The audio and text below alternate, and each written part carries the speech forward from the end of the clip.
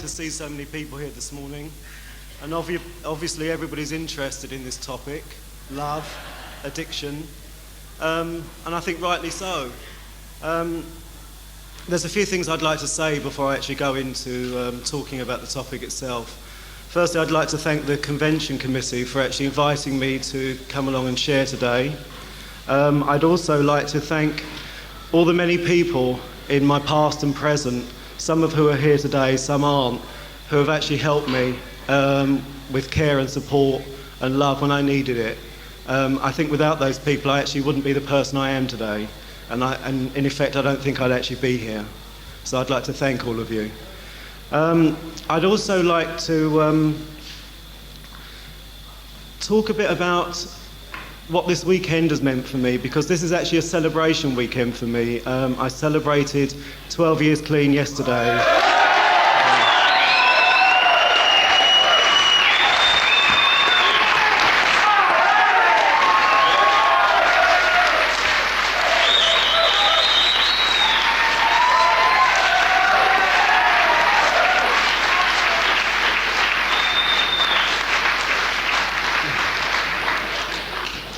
It makes me feel so emotional to actually talk about this, and I can feel myself going. I've already brought a big hanky here because I'm prepared for this today.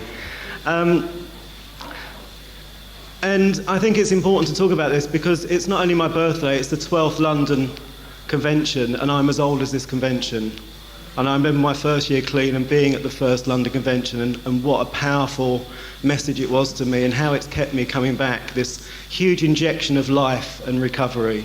And it's great. I can't say words to, or I can't find the words to actually say how much this means for me. There's also something in terms of the 12 steps and the 12 traditions. The number 12 is so much around at the moment for me, and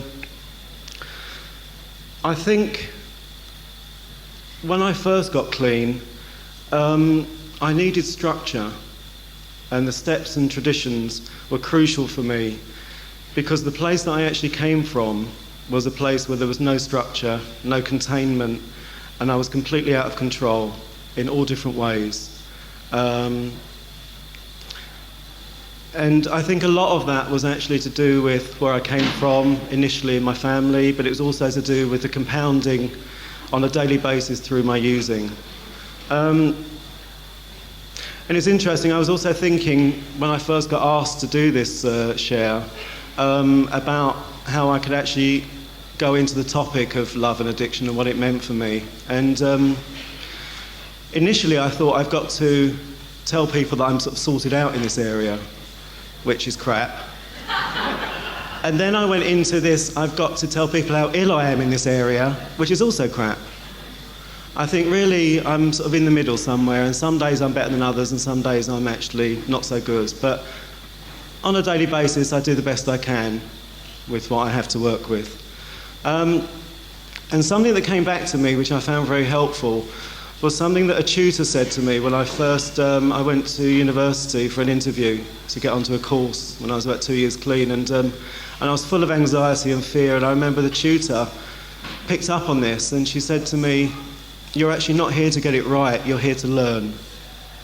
And that's something that's always stayed with me, and whenever I'm going through this wanting to impress people or carry some sort of message that I'm actually better than I am or worse than I am, I always remember it's always about learning. It's not about getting it right. And this whole convention theme is about living, learning to live. And for me, it's about learning to live and to love. And that's what I really want to focus on today. Because when I first arrived in NA, I didn't have a clue. Although in my mind, I thought I knew everything. I really didn't have a clue about how to love people, and I really didn't know how to live. And what I'd like to do is actually take you back to something that I had to start working on when I was a few years around, which was my family. For me, I came in with the illness of addiction, which I addressed successfully for a few years, and I still am addressing on a daily basis. But what I found after a few years, I needed to start dealing with my family illness, which I'd also brought in with me and where I come from. And there were a few things that actually led me to do the family work, which was, rock bottomed. I ended up violently attacking a neighbour and knocking her unconscious. And I was around 2 years clean. I was absolutely horrified. I was really frightened that I was going to be arrested, imprisoned, because I'd had a history of violence. But it was a huge wake-up call to me, that although I'd done a fourth and fifth step around my addiction, and I was actually working through the other steps, there were other feelings around, deeper feelings, things that I'd never really addressed in myself, and they were coming up whether I liked it or not. And I've often heard people say in the rooms over the years that if you don't address your illness in all its aspects, it will deal with you. And effectively that's what happened, it dealt with me. So that was a huge wake-up call, a rude awakening, which I see as turning into a spiritual awakening because it got me to the place that I am today. I want to talk a bit about my family because it's crucial for this topic. Now, something I also want to say before I go into it is that this is not about blame. This is about locating problems where they belong. Because my family really did the best they could, but it was very limited. They had limited resources, and I've learnt that over the years. And they also had lots of problems before I was even born into the family, because they were a working class Irish family. I'm a first generation Irish, Anglo-Irish man. And they came to London just before World War II. And so there was a lot that was going on for them. They were a large family. My mother was the second youngest of 12. So you can imagine, by the time she was born, there wasn't much to go around in terms of love. And that was the sort of family I was born into. My family was also a family of addiction. Everybody in my family used in one way or another. Most of the men in the family drank. My mother drank and also used speed, Purple Hearts in those days. She was a cleaner for quite a few years, and she used to use them to clean. I remember she was a lunatic around the house cleaning when I was a kid. You didn't get in her way, she was like a whirlwind. But that was the family. And I think that the culture that I remember growing up was one of silence. In terms of, you do not talk about your problems. A problem shared is a problem doubled. Not halved, doubled. If you have any problems, someone else has given them to you. It's somebody else's fault. So it was about fear, blame, and pointing the finger, basically. And that was very much part of the baggage that I came into NA with and I carried through into my active addiction. My childhood experience, which I must say is still vague, there's much of my childhood I don't remember, was one of extreme fear because of the violence in my family. Everybody was drunk most of the time, and it was a case of learning to survive. And somebody said to me a few years ago, what was it like in your family? And what I came out with as quick as a flash was, it was a war zone. And that is my experience of my family. Amongst all of this, there were little bits of love. And I think what I did with this experience was learn to survive. Like a soldier in a war zone, I learned to survive on very meagre rations. I was hungry for love, but learned to exist on crumbs. And I continued that pattern within my addiction and into recovery too.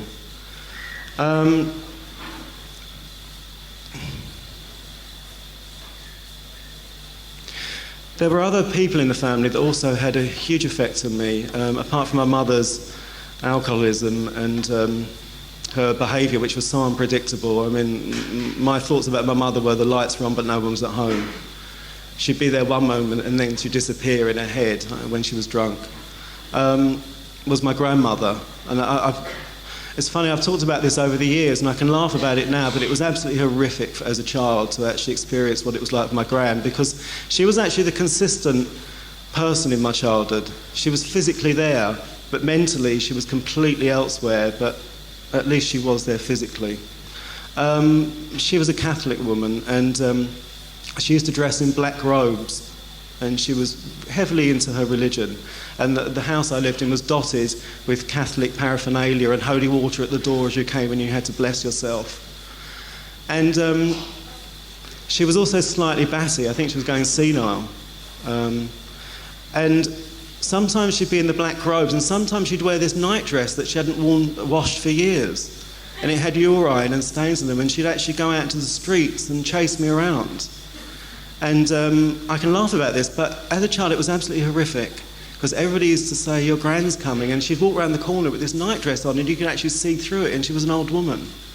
And it was absolutely horrific. And I used to dive into bushes to try and escape the shame and humiliation of this experience. She was also into discipline, and she believed that if I was naughty, I should be locked up in purgatory. And her idea of my hell was to lock me in the cellar. And that happened for 11 years, basically. My mother wasn't around, so my gran took the main caretaking role with me. What's very sad about this was that my nan didn't do it all the time. I actually started to go into the cellar and put myself in there because it was sanctuary. And this is important. This is an important aspect around my using as well, because I actually used to go into this prison to actually get safe and escape from the madness upstairs. And that's what I did in my using. I actually went into a world in my head and created this prison come sanctuary. And I continue to do that for myself. And I can feel very sad about that still. The other member of my family, who interestingly I think enough had the biggest effect on me, was my absent father. I've never known my father, and I still don't know who he is today. Because my mother was a prostitute as well, I don't know if my father was a punter. I don't know if it was somebody she met in the pub when she was drunk.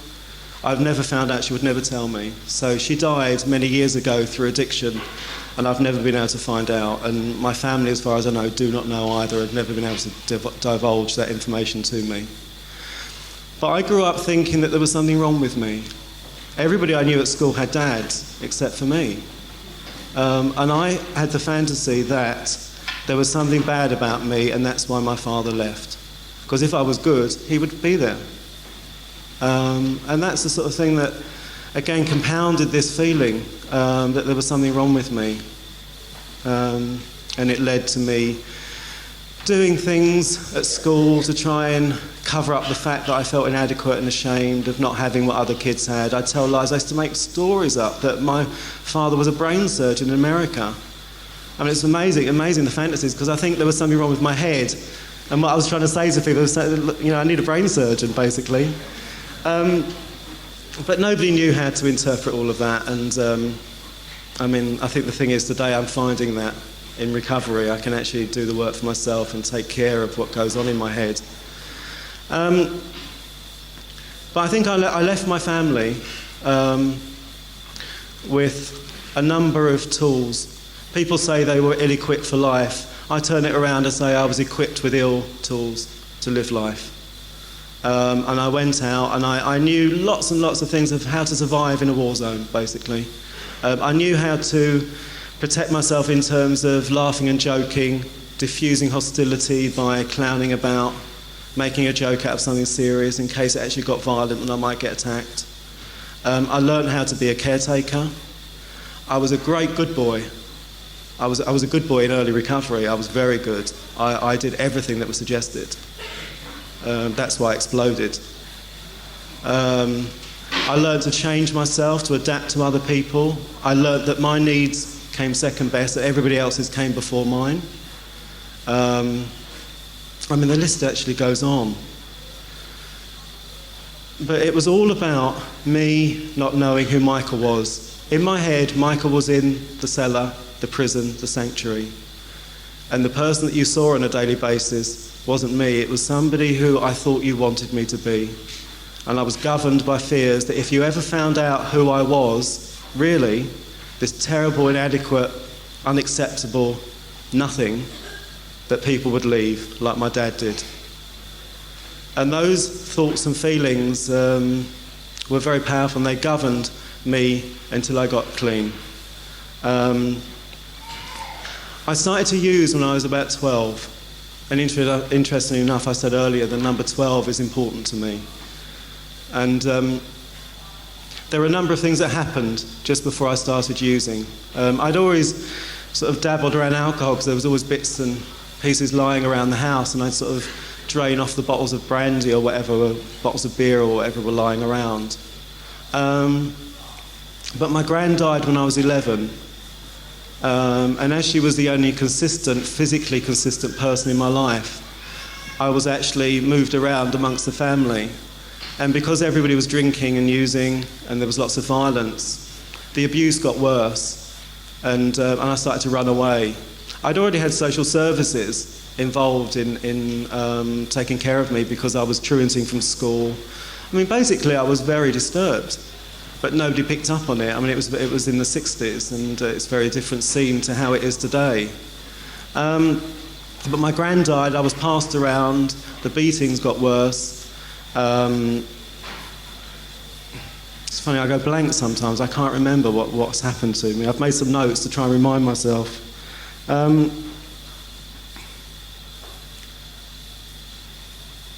It's funny, some other things happen, I just can't remember. It's amazing how things get wiped out. I often think when I can't remember things, they're things that I need to remember, but they're actually painful. All I know is that my gran died and it got worse. And I ended up starting to use.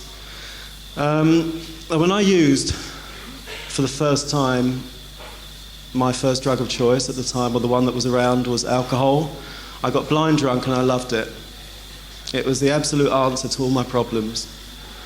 For me, I think when I first started using, it was a solution. It was my solution to my problems, which became a problem in itself for many years. And that was part of my addictive nature, to actually always look for the quick fix. If there's a problem, put something in yourself and fix yourself. And that's not necessarily only drugs. That can also be sex, which is something I'll move on to in a minute. I found myself, by the age 12, 13, actually hanging out in the West End. I don't know what it is about bright lights, but I was like a moth to a flame. Unfortunately, moths sometimes get burnt, and so did I. The other thing that I didn't realise was that when you actually go towards bright lights, there's also dark shadows. The brighter the lights, the darker the shadows, and the people that actually end up in those darker shadows are darker people. And I got in with some heavy crowd of villains, lost kids, and funny enough, surprise, surprise, I felt really at home. It was like, oh, I know this. Violence, don't have needs, people getting out of it, familiar, great. My using escalated. I was still at school, and this is the crazy thing, I was able to actually keep up going to school and hang out in the West End in the evenings. And that's what I find so remarkable, that I was able to manage and control to that extent at such a young age. I began to do punters, I got into prostitution.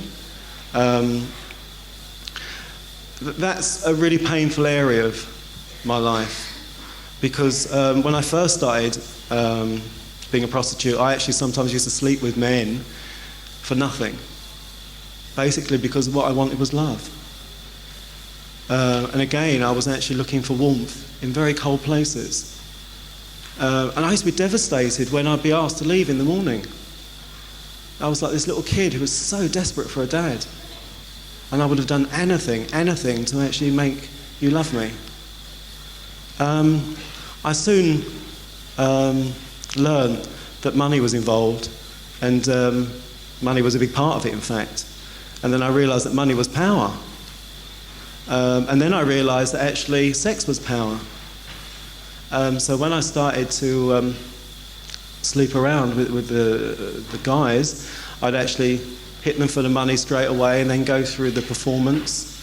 And I'd look on them with disdain and contempt and hatred, because I think underneath I was so disappointed that I hadn't got what I was really looking for, which was love. And the disappointment turned into hatred and resentment and contempt. And that went on for quite a few years. I ended up also doing a few remand sentences. I remember I went to Ashford and Feltham. I was picked up, you know, I was living rough, sleeping rough in the West End. I managed to complete my schooling, which was over in Peckham. That's another story in itself, Peckham Manor. I won't go into that. When I was about 18, there was another turn of events. I met some people in a club in the West End, and I was always very good at presenting myself. You know, I was this good boy. I could present this person that you wanted me to be. And these people were looking for someone to actually manage their business. And I was able to blag and cajole and give them this idea that I actually knew exactly what they wanted and I could be that person. I could fulfill their needs. So from being on the streets in the West End, I actually ended up running a business in Chelsea. And the sad thing about that is that nothing changed. The only thing that changed was the outside. I had money, power, prestige, status. I suddenly had enough money to travel around the world. I lived in America. I went to Milan. I used to do all the fashion shows. I'd hobnob with the top models, people that stood around today in the press. I was in the press myself. But the person that was actually living that life was the same kid from the same family that was absolutely terrified, lonely, isolated, but couldn't ever tell anybody because they wouldn't want to know him. And for me, that was the heaviest period of my using. When I actually had the most money, I was at my worst. Because somewhere around, it was as if the more I got, the more I knew I was living a lie. I could buy the most expensive clothes, go to the most expensive restaurants, expensive clubs. But at night, I was on my own. I used lots of sex, partners. I was very promiscuous. My way of actually having a relationship in those days was to meet someone and actually buy them, basically. Big role reversal. I turned into the punter. I was the one that wanted to pay for them, take care of all their needs, make sure that they'd never leave me, and hate them for staying with me. That was the worst thing about it. How could they possibly be with someone like me? If I ever had a long-term relationship in those days, I think long-term, it's a strange concept for me because I did have relationships where I was with people for a few years, but they were a few years of one-night stands. I never really got to know the person. They never really got to know me. And basically it was about presentations, it was about keeping up appearances and having sex and spending loads of money and creating this impression that I was having a great time and wasn't life wonderful, what a party it all is. And it was anything but for me. But of course I didn't really know that. With the money came access to more drugs. My drug using escalated. I moved on to drugs I'd already dabbled with, but which became a mainstay on a daily basis. I got into cocaine and heroin. And gradually, the drug addiction took over my life. I began to slip up on work. I'd been stealing money from work for many years. I mean, of course, I couldn't have financed the lifestyle I had on the wage of a shop manager. I was actually spending the sort of the money that, I don't know, some high-flying executive would have. And basically everything came on top. I was in this business for about 8 years. I'd actually worked up and I was a partner by this time. It was found out that I had a huge drug habit, and I was asked to leave. My way of dealing with it was to say, F you, how dare you ask me to leave? Don't you know what I've done for you? Again, my family. If there's a problem, it's someone else's problem. They've caused me to feel this way, so I blame you. And that's how I dealt with it. I blamed them.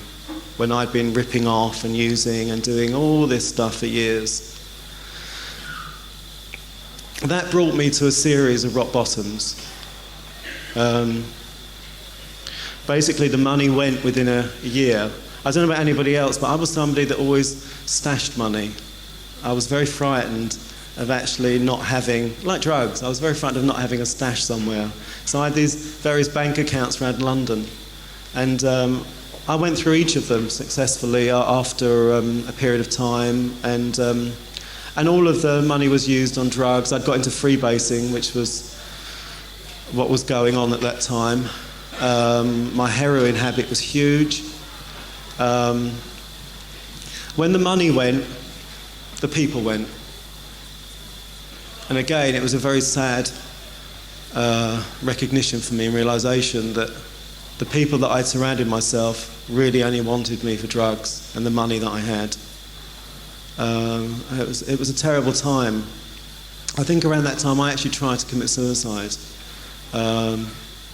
I certainly attempted, and I ended up in St Mary's. And I must add that was something that went on throughout my whole using career, that I actually attempted suicide a few times. I ended up sectioned twice because of it. But of course, people didn't know what was wrong with me. They certainly didn't think I had a drug problem. And I was always let out after a few days. The last few years of my using were, I suppose, what I call the rock bottom years. It was about 6 years of in and out of prison. The money had run out, the friends had gone, and I was back on the streets around the West End, around Ladbroke Grove, where I still live today, hustling, ducking and diving. I got into doing Marks and Spencer's refunds. You could still do them in those days, and I used to steal something from Marks and Spencer, then go back into the same store with the same clothes on 5 minutes later, covered in blood, and what a mess, you know. I was in such a state, and I really believed that nobody would know. And I was always getting arrested, and I've got so many convictions for refunds.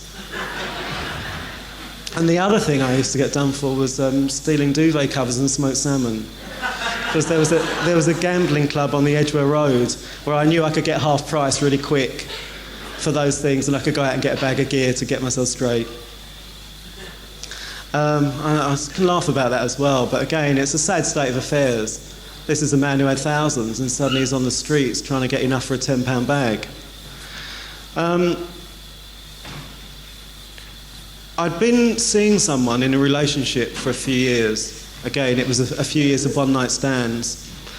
That particular relationship was, I think, the most violent relationship I've ever had in my life. It was based on abuse and control, not only from my side, but from my partner's side. We were both using. I mean, it's a nightmare. I don't know about anybody else. It's an absolute nightmare to go out with a using addict. I mean, and to believe that you can have a loving relationship. I mean, there was no way I'd ever leave the room if there were drugs in that room and my partner was there. No way. And I can remember going out to score and we'd sort of cook up a hit, and I'd be terrified of leaving the room because I knew there'd be even a millimetre. I'd come in and check the works to see if some had been siphoned off into theirs. And it's crazy stuff, but that's how it was. I was so distrustful and paranoid the whole time.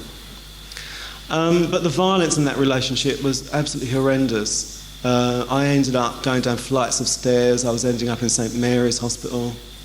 I was in a terrible state. I remember going to a good friend of mine invited me to a wedding, and I turned up with the biggest black eye with dark glasses on, this wonderfully expensive suit, but this huge black eye thing, and the people saying, "What's happened to you?" And I said, "Nothing, it's all right, what's the problem? Give us a drink." But how that relationship actually ended was that one day, it was a choice between my partner and the drugs money. And what I actually did, because my partner wanted the money to actually go and score, but I wanted the money for myself to go and score. And what I did was go very calmly downstairs into the kitchen, walk back upstairs with a carving knife and plunge it into my partner's back. That was my way of dealing with that problem. You're a problem, get out of my life. Literally. I was arrested for attempted murder. I was up in Knightsbridge Crown Court for 10 days, where I lied my socks off. I got friends to come and lie, and I actually got off. But that's where it got me. And below all of this, I must stress, was my search for love. But what I always looked for through my illness was destruction.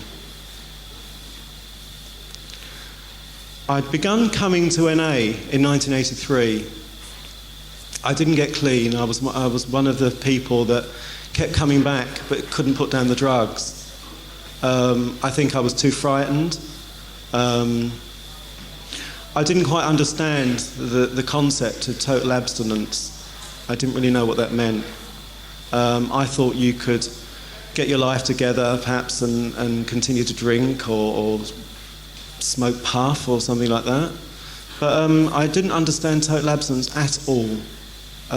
I'd always been around using in one form or another from my family and through my own using life.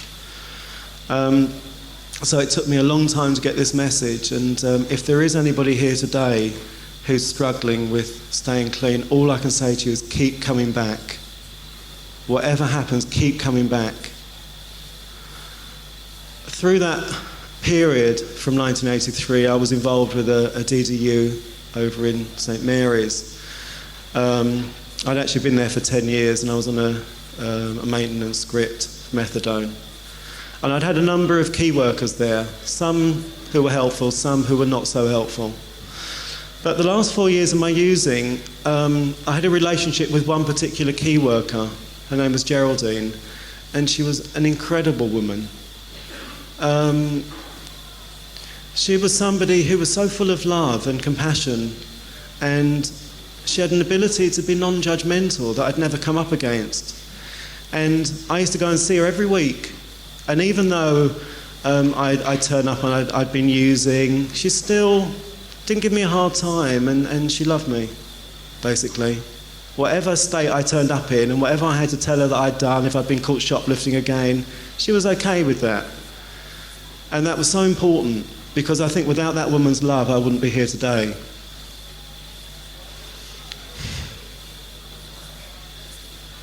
I can feel it. So this is when it starts. I want to laugh now. I'm smiling, but I'm not going to make a joke.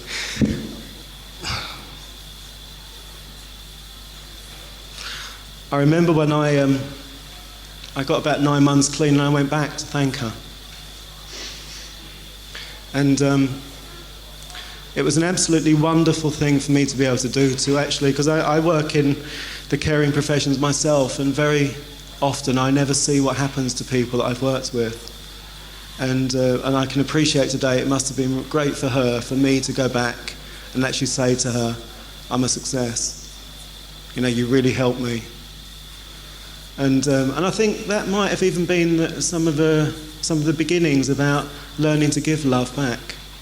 Thinking about it now, it's amazing. I'm just realising that today. She was a wonderful woman, absolutely wonderful. So, really, that's what happened. I was going to the DDU. I got lots of support, and she suggested that I attend NA meetings, which I did. I was very fortunate, and I still am fortunate, because many of the people that I'd used with were clean. So I wasn't coming to NA and not knowing people. I actually knew lots of people. There weren't that many meetings around in those days, but the meetings that were there were people in them that I knew. I finally got clean in '89. I'd like to say that I got clean in NA, but I'm not that much of a snob, really. It doesn't really bother me. I think people get clean where they get clean, and it's just for today, and you end up where you end up. I went away to a place in the country for 6 weeks, and then I came back to London. And then I attended NA meetings, and from that time I haven't used, and I'm still attending NA meetings.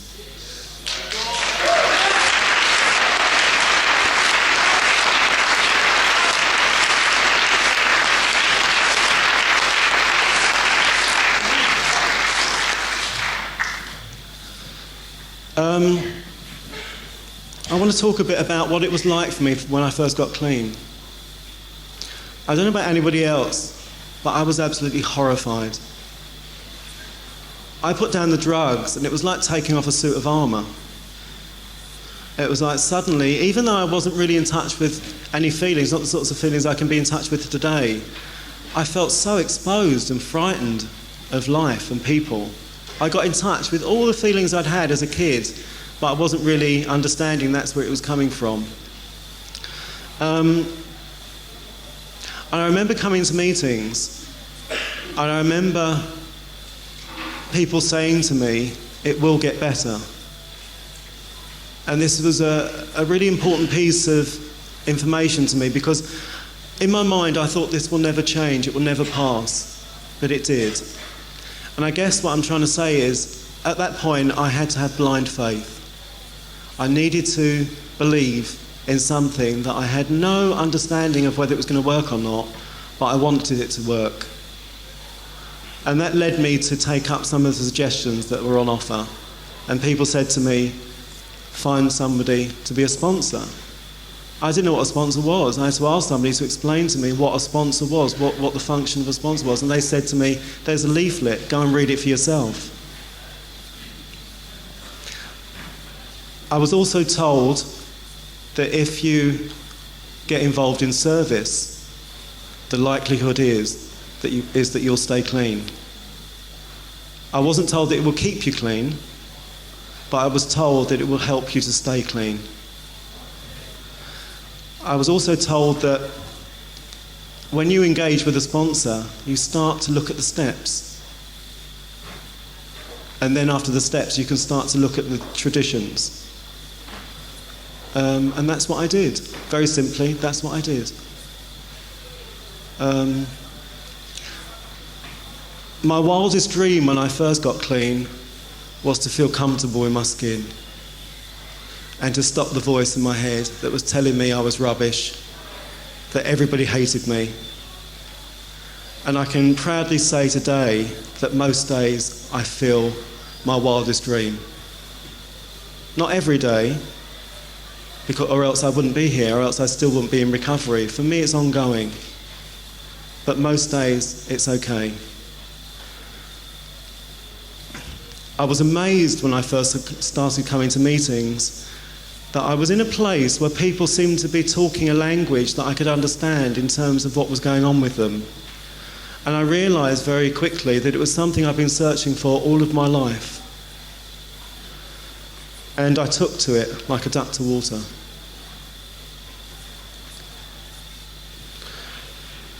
I was also amazed, and this is something that's very important to me.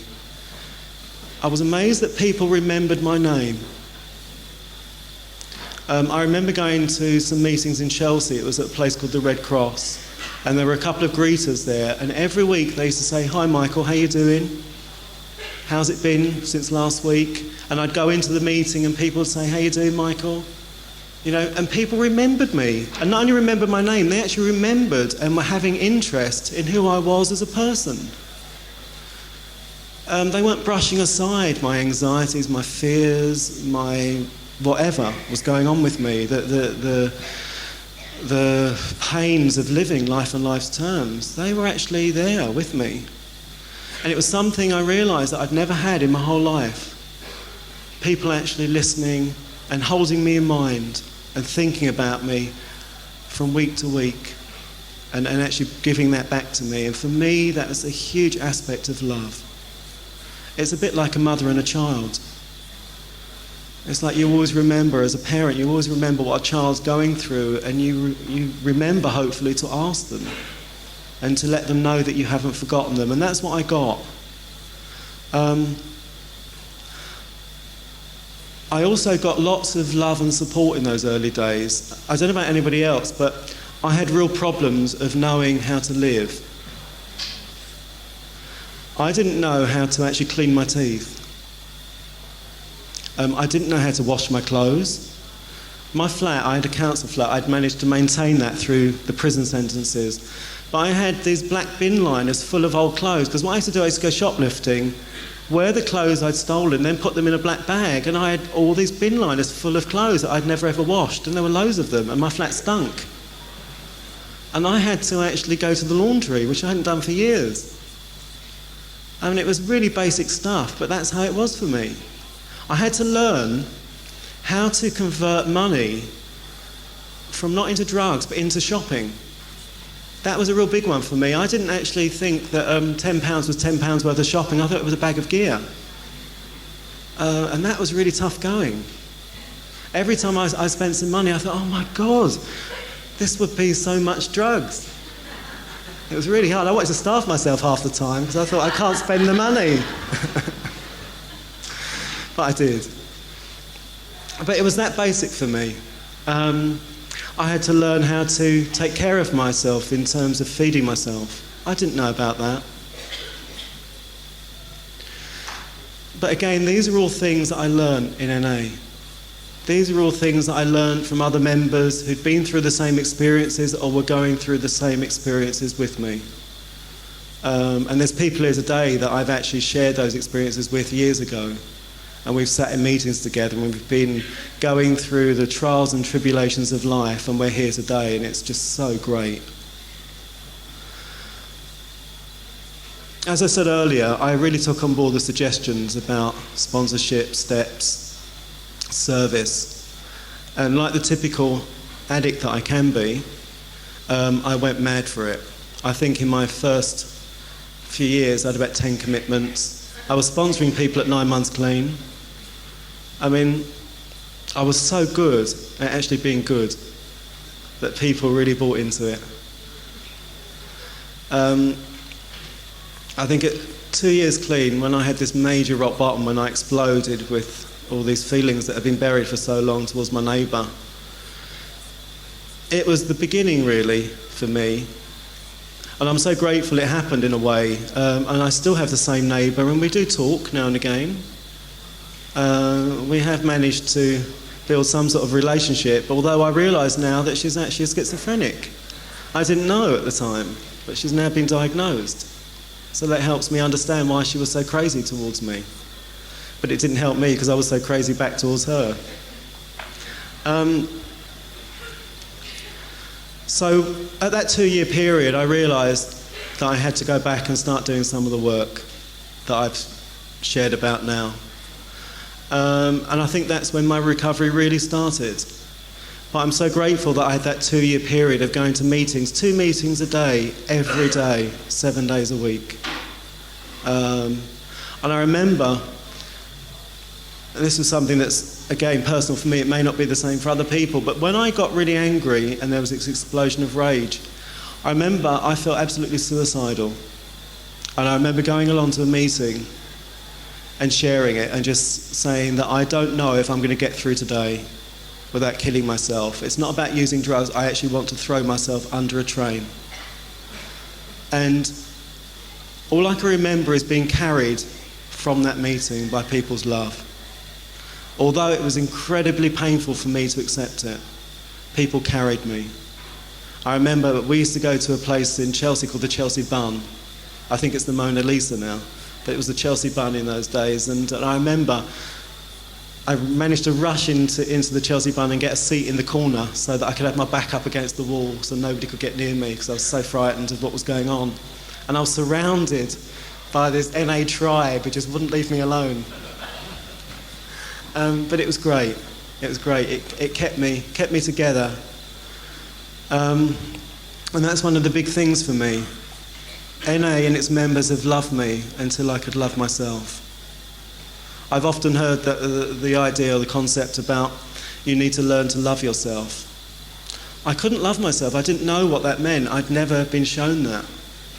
But I only got that when I came to NA. Over the years, many things have happened.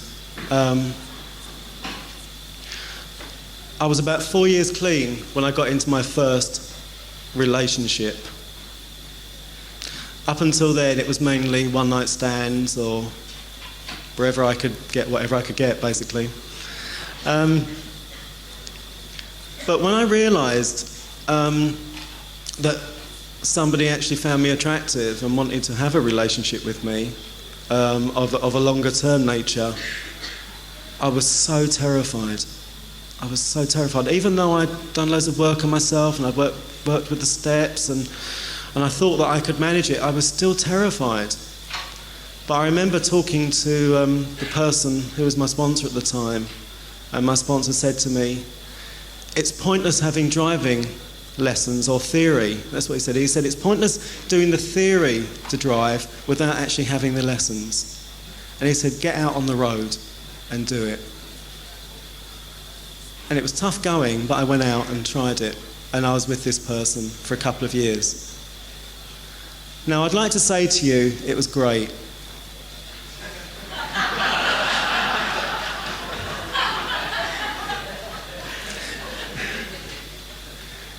It was great. Sometimes.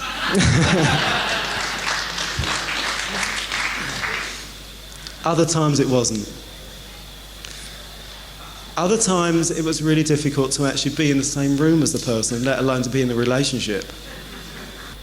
You know, if anybody thinks they don't have a defect, all I can say is get in a relationship.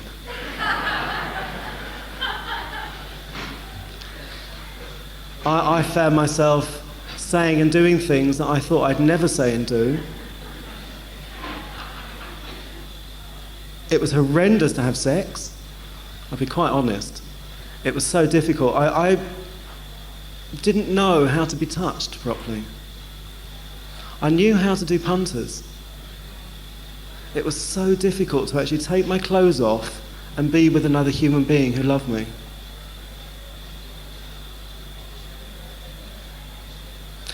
I find it remarkable to think that things have changed so much today. They really have.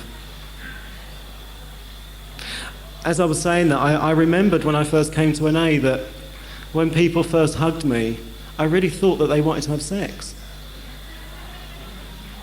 It was very hard for me to think that people would want anything else from me except for sex. So again, it's quite remarkable that that's changed so much. That relationship ended mutually. And amazingly, I'm good friends with that person today. And that's another gift of recovery, that I've been given the ability to actually separate with some care, some compassion, some understanding, and to sometimes acknowledge that people need space, myself and the other person. We need time to heal. I was a great one for saying, "I don't want to be with you, but let's remain friends." And I learned I'm not a light switch. I can't turn myself on and off. I can't turn from being a lover to being a friend in one instant. It takes time. And I think that's something else that I'd like to just bring in here, that recovery for me has been very slow. Initially I thought it was very fast and I went at it like an addict. But I've realised that it's so slow and the healing has to take time. And everybody has their own process. Some people heal differently from their own life experiences. I see it very much in terms of doing a jigsaw puzzle for me. I think this process is about fitting the bits and pieces of my life together. And I think NA provides the framework and the structure so that I can feel safe as I put those bits together and feel what I need to feel as I see what the picture really sees, what the picture really is.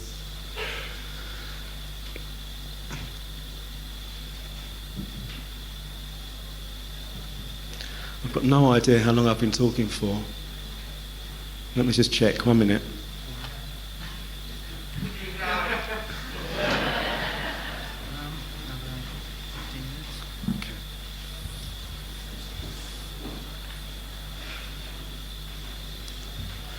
Okay, I've got about another 15 minutes.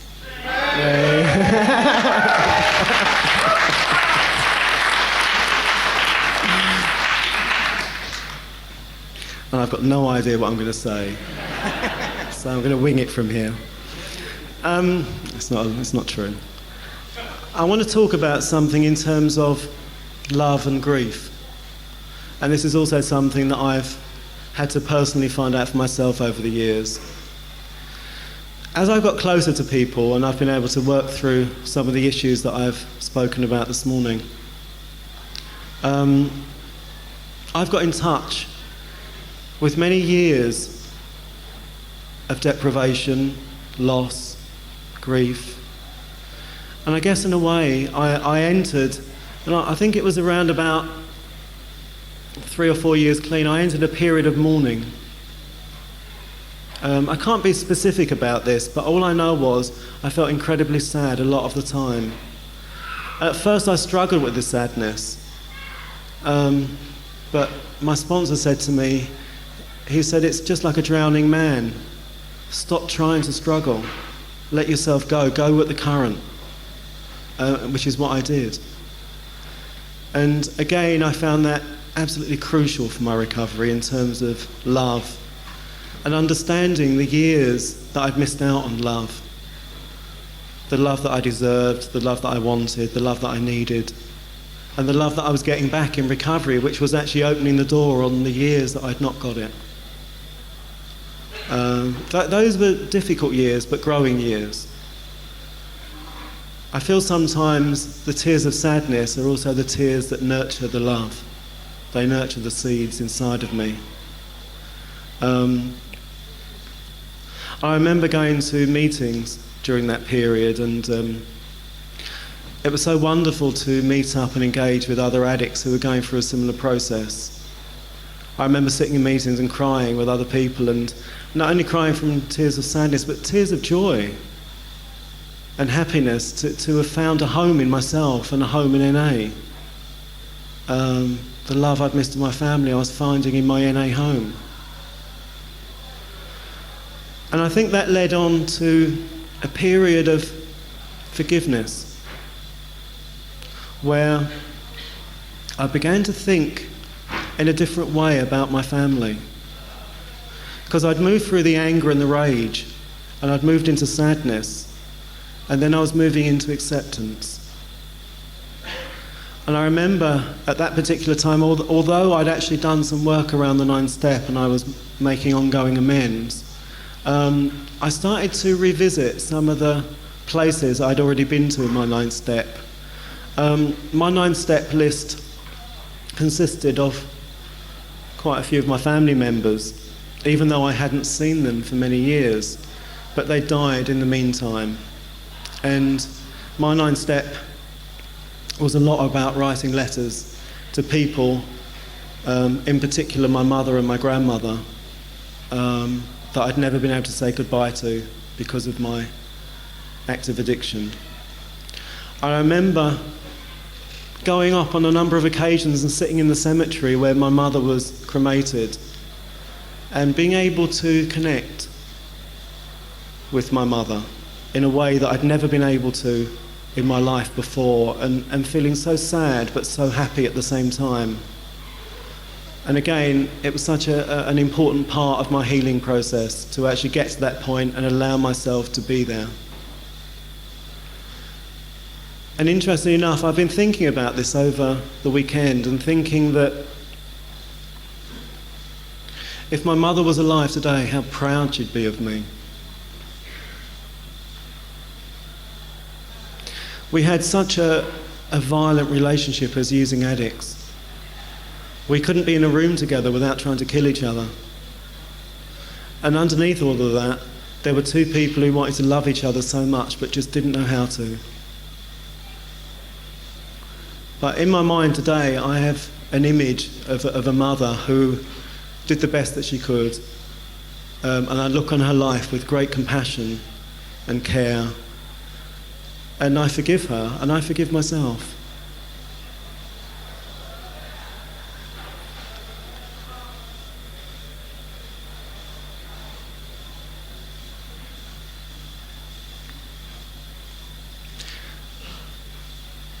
Something else that happened to me when I was a few years around, which has also stayed with me, and it's a lesson about love.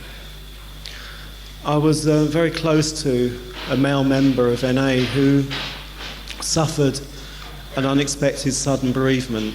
Basically, he lost a child. very suddenly. He was at a meeting and he went home and his child was rushed to hospital, and the next morning the child was dead. And I remember that I was quite panicked because I didn't know what to do to support him. And I phoned up a number of people. I phoned up my sponsor and I phoned up some friends, and everybody had helpful but different feedback in what they thought I could do. Because what was going to happen was I was going to spend the day with him a day later. And I phoned up somebody who had many years under their belt, and what this man said to me, I've never forgotten. He said, sometimes there are no words to describe what someone's going through. And what he said was, what you need to do is actually accept what you're going through so that you can help this man in his time of pain to bear what feels unbearable. And I didn't quite understand what he was saying, but I went away and I thought very carefully about this idea of actually thinking about what I was going through. Why did I want to make and try to fix somebody else's feelings? And realising that I had no right to do that. I had to support somebody I love in the way that they needed, not in the way that I wanted to be with them. And I remember when my friend came round, and again, I'd like to say that it was great. It wasn't. It was absolutely horrendous, because all he did was cry for a whole day.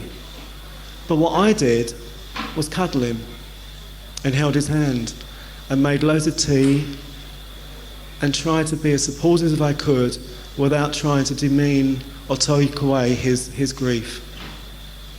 And again, for me, that's an aspect of love.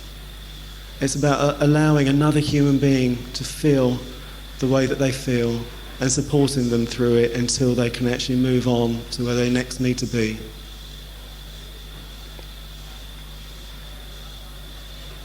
It's strange, really. I always thought as soon as somebody had a feeling, you had to fix them.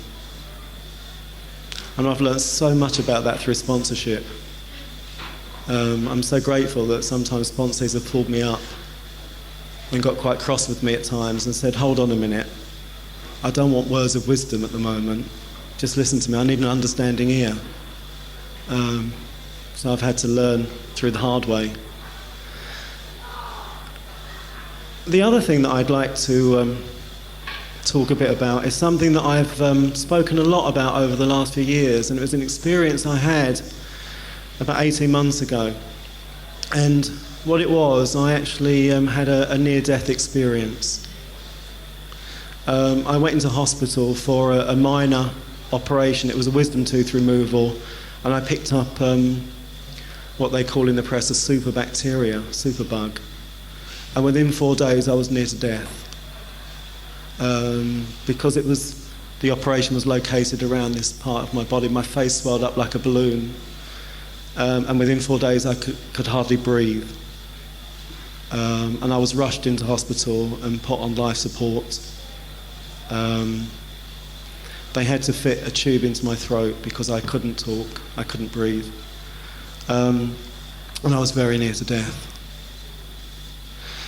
And again, I went through an experience where NA members came to visit me consistently, and I looked terrible. All I could worry about at one time was that I couldn't talk, that it was so difficult to express myself, and I was worried about that I wouldn't be able to have a conversation with people. It's crazy stuff that goes on in one's head, that I didn't look presentable. Particularly when my sponsees came to visit. I wanted to actually be their sponsor.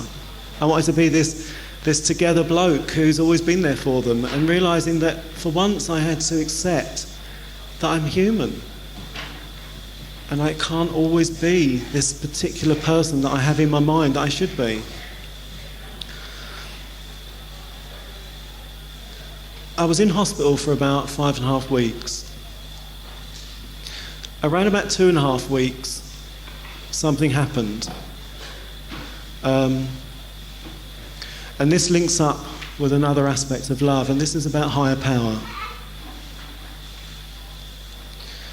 And that particular, it was on a Friday, and I've been waiting to go down for an operation for a few days. And there was a hold-up, as there usually is in the NHS these days. There was a backlog of operations, so I was being kept waiting and waiting and waiting, and I was getting more and more ill. And what I imagined was that if I didn't have this operation, I would have died. On the Friday night, I was talking to a nurse, or not talking, I was expressing myself to a nurse. And the nurse got really upset with me because I was upset. I was very depressed, and I couldn't imagine I was actually going to make it out of the hospital. I thought this was my end, basically. And I remember I broke down in tears in front of the nurse, and she got very distressed, and all of a sudden, 5 minutes later, I had all the consultants around me. It's amazing, I'd been trying to get the consultants for weeks to come and visit me, and as soon as I cried, they were there.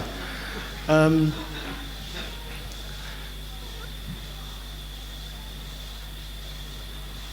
I remember the following day, something happened for me that was so remarkable. And I woke up in the morning, and I started to feel better. And I started to think that perhaps I was going to get through this.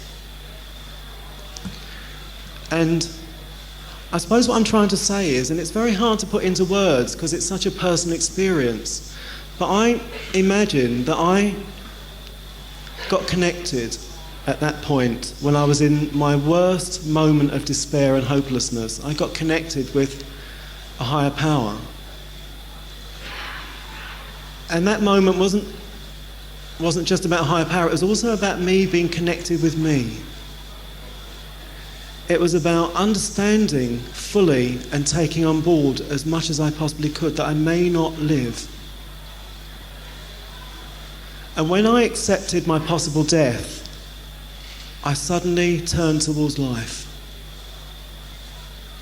And for me, that's when I felt very in touch with my higher power.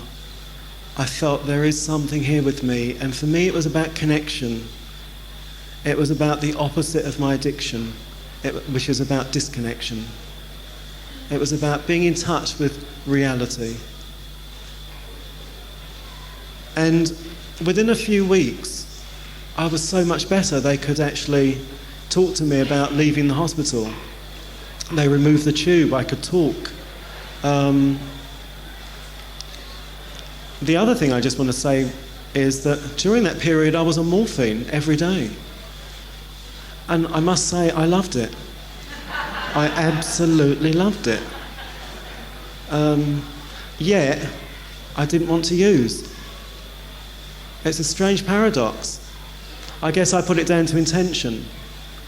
That there was no intent to use. I didn't want to use, and I was actually being administered a treatment for my pain because I was in so much agony. And amazingly, when I left the hospital, I didn't want to use. And what did I do? As soon as I felt fit enough, I came to a meeting and I talked about it. And I'm still talking about it because it's something that's important to me. And I just want to go back briefly that, I'm aware that I haven't talked about higher power or God too much. And it's something that I've struggled with because of the Catholicism in my family. And I've really had to work hard to find my own concept of a higher power. And I have a very strong idea in my mind of what it means for me, which is probably a lot different to a lot of other people's or similar, but it works for me. And I always get in touch with my higher power when I really need to. But it's always at points when I'm not running away from myself. I remember when I'd rock bottoms around 2 years clean, and I was sitting in Hyde Park, and I had my head in my hands, and I was looking at the floor, and I thought I couldn't go down any further. And all of a sudden, I heard a bird above me, and it was a sunny day, and I looked up, and I realised I was part of a bigger picture. There was a whole world there. And I find this so emotional because all of a sudden I realised I wasn't in the cellar. And I felt in touch with life, with love, with people, with the potential for things to change. And that was my concept at the time. That was my higher power. And it's remained like that. It's about me being in touch with me, and it's about not running away from the darkness, whatever it is. Don't run. I think I must be coming up to the end quite soon. I'm going to say a little bit about where I'm actually at today, because I think this is important, and it links up with what I was talking about at the beginning.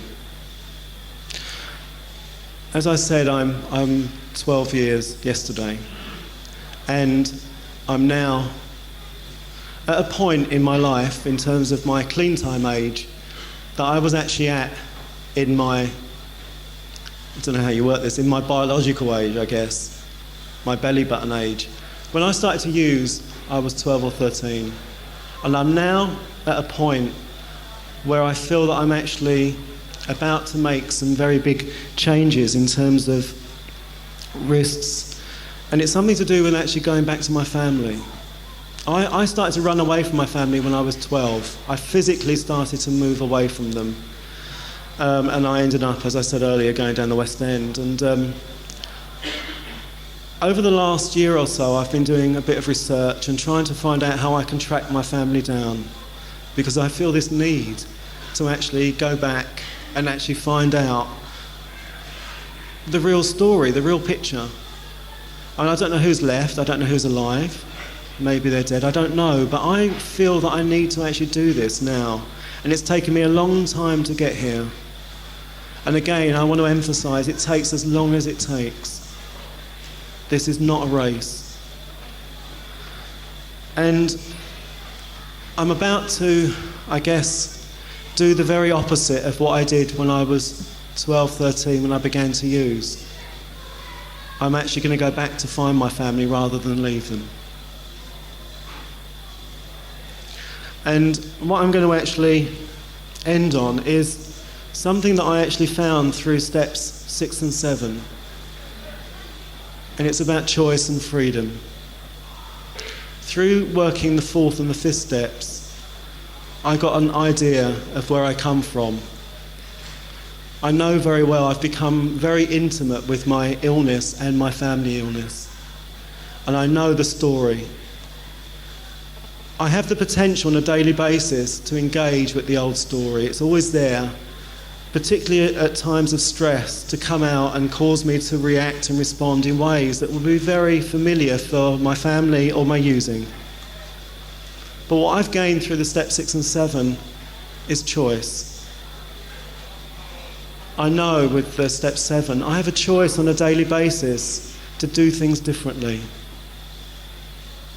To not go into situations with people, places, things in the way that I used to. I have an opportunity on a daily basis to write a page in a new story of my life. And for me, it's remarkable to be able to do that. And this is something that's so serious for me. I don't take any of this lightly. I see this as my life's work. My life's work is to actually live life on life's terms, but to also find out about Michael and actually do the best I can to repair and make amends for the damage that's been caused through addiction and put the problems where they belong. I'm going to end now, and I'd like to thank all of you for listening, and I'd also like to thank everybody for being here today and to celebrate this recovery of learning to live and learning to love and being part of a celebration of life. Thank you.